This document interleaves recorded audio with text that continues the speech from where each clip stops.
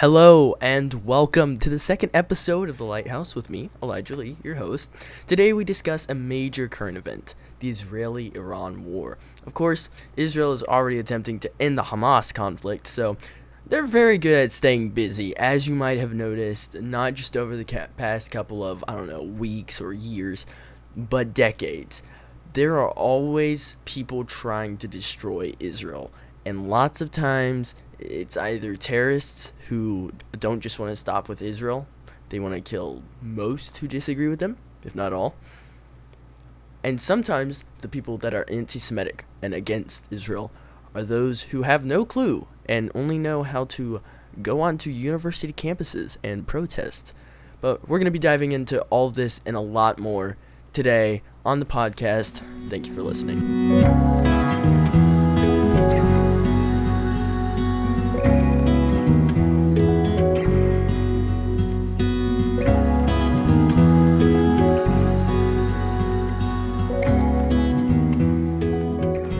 So, let's give some modern background to this particular part of the world, the Middle East. Going back to 1967 is where we'll start, because there's a lot before that, and I would recommend going over that. We might even go over that in the future, perhaps on an episode with a guest. But today, I just want to take us back to 1967. Some of you might recognize this date, the 6-Day War. This was Israel against several Arab states, and yet Israel still came out victorious. The odds were insane. It was like David and Goliath all over again.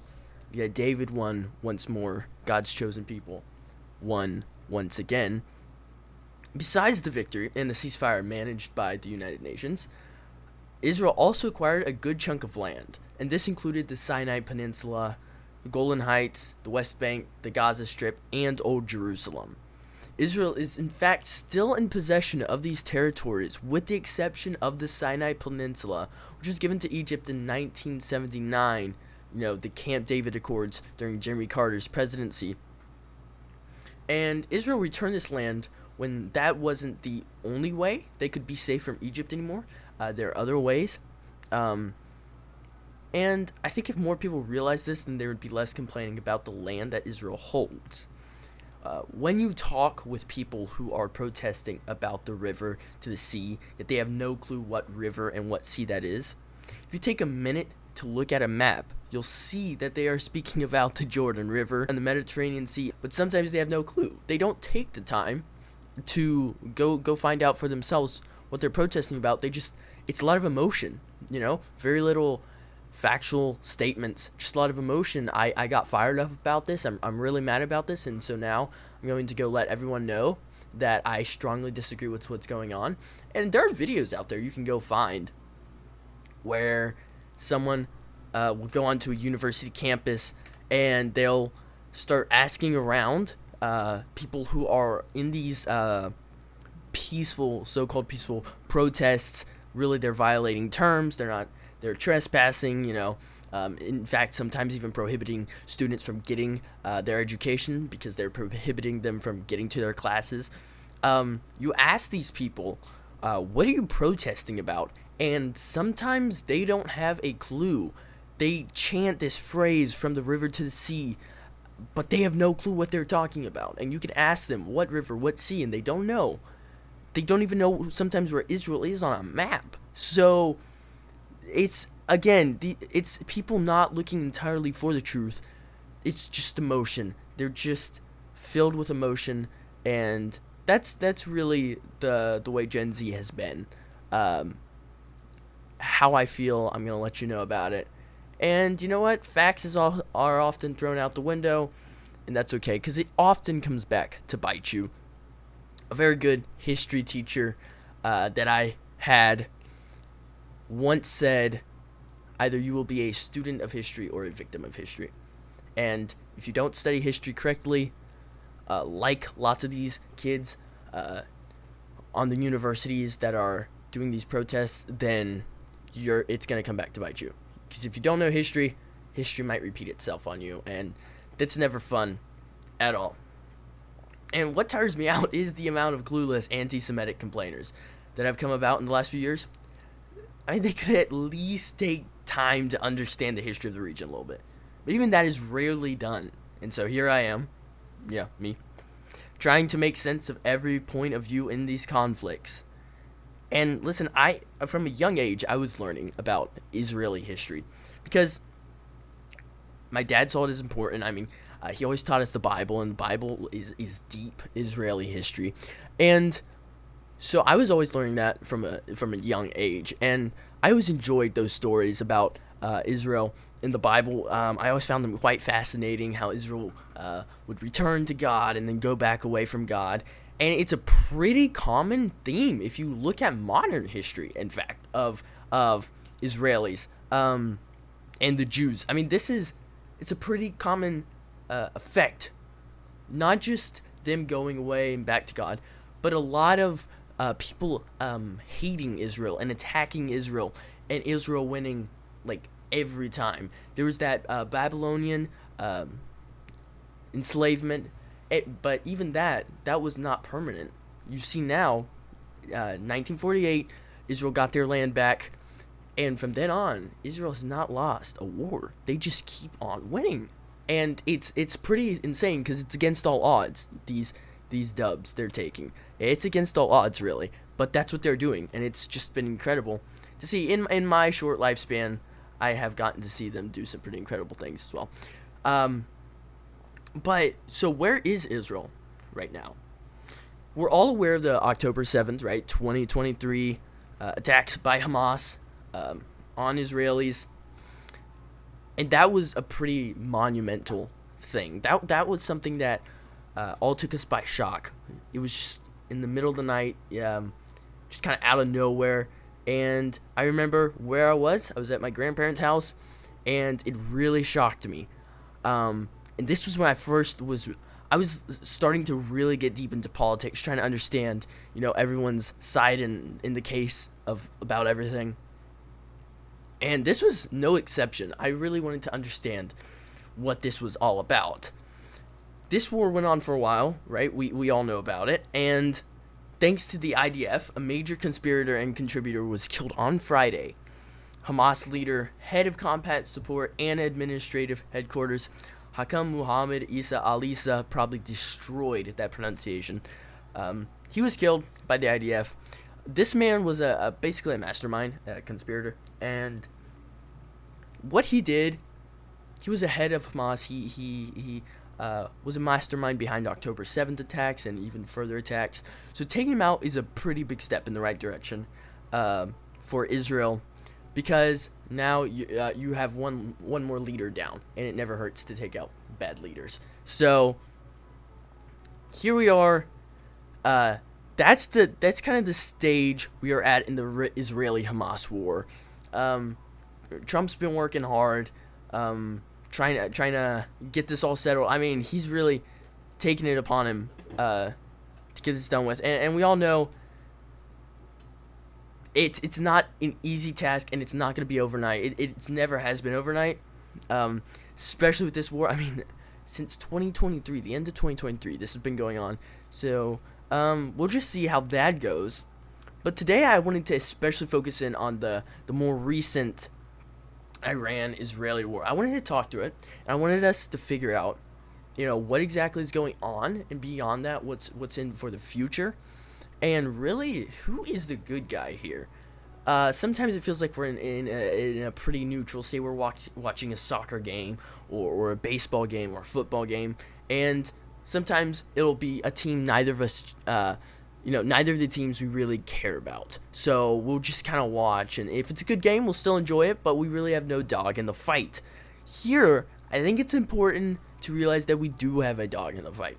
In fact, our ally, Israel, is was in the middle of a pretty severe war. And so how are we supposed to know if our ally does something we don't like? June 13th, 2025, Israel attacked a few nuclear sites and military facilities in Iran. These were key points for Iran, and Israel attacked, claiming that they were stopping the inevitable nuclear production of Iran. Which, to be fair, this is been long foreseen by many leaders like Netanyahu and Trump, which is why they attacked first, simply destroying key points. Iran has ever been a threat to Israel in modern history because, honestly, we've seen it time and time again. You see these names: Iran, Iraq, Syria, Jordan. You see these names constantly popping up, and you start wondering what's going on. Why does everyone seem to hate Israel? And it does touch a lot on religious beliefs, but also everyone feels like they have a claim to that land. And it kind of, sometimes it's like Trump. I mean, we saw this with Putin and Zelensky, and it's kind of like Trump just trying to, I don't know, deal with kids, basically. We all want this and we want that, and Trump's like, well, let me figure this out, who's gonna get what. And sometimes you have to give up some lands, to move forward, and it's not fun, but sometimes it's necessary, and for the better good, for the future. But why does everyone seem to hate Israel? And the answer to that's really complicated. You have to go back a long time. But like I said, everyone feels like they have a claim to that land. So now coming back, Israel's scared that Iran is building nuclear weapons. In fact, they know this. We've known this for a while. Though few presidents, none at all really, had the courage to do anything about it. So Israel takes out these nuclear military facilities and tries to get a little ahead of the game. We don't need a nuclear wielding Iran. That's the last thing we need. And Iran responded with missiles over Jerusalem. Thankfully, little damage was done. But I mean, we all understand, right? You get shot at, you're going to shoot back. It's pretty much like a necessary thing. Like, if you get shot at and then you don't respond back, your country's going to be looking at you as the leader like, what are you doing? This is not right. So Iran responds, and the war continues for a bit, and then Trump announced on Saturday, the 21st of June, he said, we have completed our very successful attack on 3 nuclear sites in Iran. And I remember as the news spread, hopes for the end of this short war were really rising. I was actually sitting on my chair. I think I was watching TV, or I was listening to another podcast, and I think it was a friend of mine. He told me, hey, they just basically attacked 3 key facilities in Iran. The U.S. did, and I was like, what? Like, this is kind of awesome. I mean, this is something I feel like we should be proud about. I think Pete Hegseth was talking about this. Everyone should be proud about this. We helped our allies out, and what we were doing is we're not helping further Iran in their nuclear program, right? We're backing them up, making it a little bit harder for progress to happen, which is a good thing. Like I said, we don't need nuclear wielding Iran. And in this case, honestly, gotta go with Israel and the U.S. because a nuclear wielding Iran is pretty dangerous. And yeah, if we can go down a rabbit hole and we can say every country wielding nukes is dangerous. But there are peaceful countries wielding nukes, and I would say those are kept for the utmost important use. Iran, and other countries are not just keeping that for further important use. They want to use them, and we've seen that. So hindering them was a very, very good move on the side of Trump, who did confirm these strikes. And then on June 24th, Trump announced a complete and total ceasefire. I have a feeling few other presidents would have reached a deal this quickly. We'll have to see where this takes not just Israel, but the entire world, really, that's watching. We'll have to see where this goes. But there's hope. There's also realization that this just keeps happening. it seems like Israel's never done fighting, always someone trying to wipe Israel off the face of the map. So gotta watch where that goes. But, of course, as usual with Trump's presidency, someone's always got to be iffy about things. And the Defense Intelligence Agency leaked a report that gave a pessimistic and doubtful view on the U.S. strikes to the Iranian nuclear plants. However, this was dismissed as too little info has been released to make a definitive conclusion. Many believe that if the attacks went as planned, then it has greatly hindered Iranian progress in the area of nuclear munitions. Overall, we don't need Iran prancing around with nuclear weapons. They'll be ready to use at any time, and they will be. So, overall, good move. I think, personally, it's absurd. I do think we completed our mission. Trump is not the kind of guy to flaunt and not actually get it done. I think he did get it done. He often gets it done. And I think that's a big trademark of his presidency. Whether you agree with him or not, he gets things done. That's just a fact. So, you make your choice. He got more done than our last sleeping president. Let's just put it that way. That's how I feel. And to be honest, many feel that way. It's just true. When you have a sleeping president, the awake one usually does a bit more. And in this case, he's actually done good for the country. But that's the way things are. And whether you agree with him or not, he gets things done. So I think it did go well. I think it did. But for the future, overall, what can we expect? Right? I think we can expect this conflict to show up again. Right? Looking at history and how often these lands are fighting or in contention allows me to make the prediction that this isn't over yet. There needs to be one decisive end to it all, and it needs to be done correctly. Above all, searching for the truth and the right way to deal with this situation is critical. You don't want to deal with things incorrectly, and to be honest, sometimes people blindly run into things and people get hurt more than should have. So, we want to see things done correctly, right? So, this includes, civilian deaths. We're not just going to go nuke Iran, because it's going to kill many, many innocent people. And that's why we haven't done that yet, right? So, what are we going to do? Well, keep watch out. If we sense more threats coming our way, I hope we move in. If they're hurting our allies, we've made a promise to them, and we need to answer correctly. But I think the future of Israel rests in God's hands. And go to the Bible if you're wanting to find prophecies.